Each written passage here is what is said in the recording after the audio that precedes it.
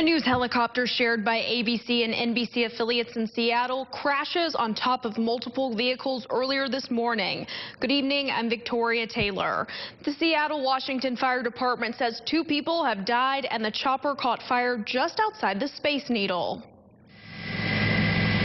The NTSB is investigating an early morning helicopter crash in Seattle Tuesday. The chopper was used by 2 news operations, KOMO and King 5.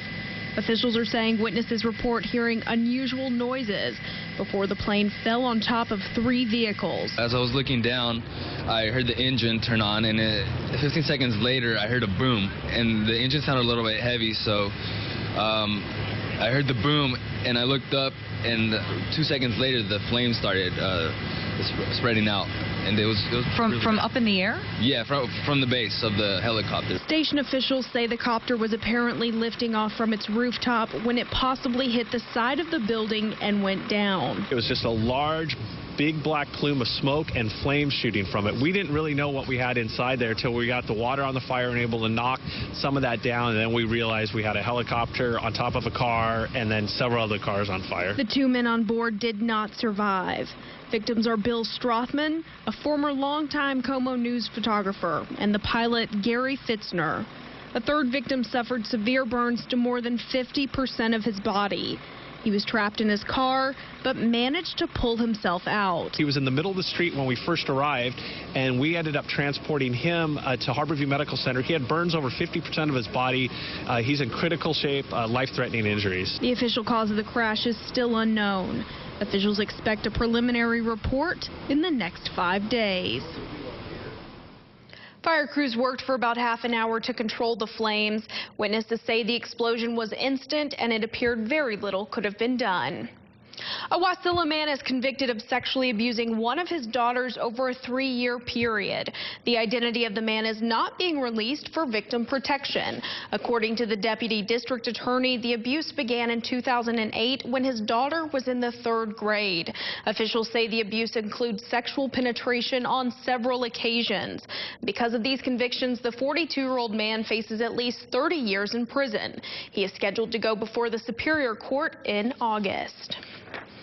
Anchorage police added extra patrols for the St. Patrick's holiday weekend.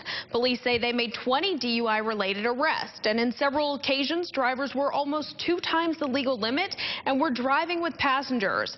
Police say many of the drivers arrested caused vehicle accidents, and in some cases, they had even been at restaurants or bars with the taxi voucher system. We really are urging people, like we said, to plan ahead, and if you know you're going somewhere, check and see if that's something that they provide, because that way you can get home safely and not get arrested for DUI and risk your life or anyone else's life in that matter. Funding for the extra patrols comes from a grant through the Alaska Highway Safety Office.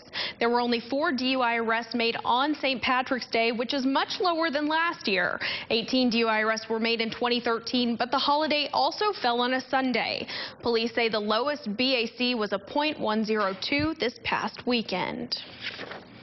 The Juneau Police Department is struggling to fill 9 vacancies after taking over airport patrols in October. When federal regulations ruled a private security company was not qualified enough to patrol the airport, JPD started rotating shift patrols. Officials say in order to fill the 24-hour requirement of keeping at least 1 officer at the airport, it actually takes a staff of 5. So we were given an additional task to have 5 additional police officers hired. So when you take those 5 officers that we got from the airport and the 4 officer vacancies that we were dealing with due to just our normal, turnover and attrition rates, we ended up going from 4 to 9. The Anchorage Chamber of Commerce held an open forum to inform residents on how much impact proposed bonds could have on both the city and your wallet.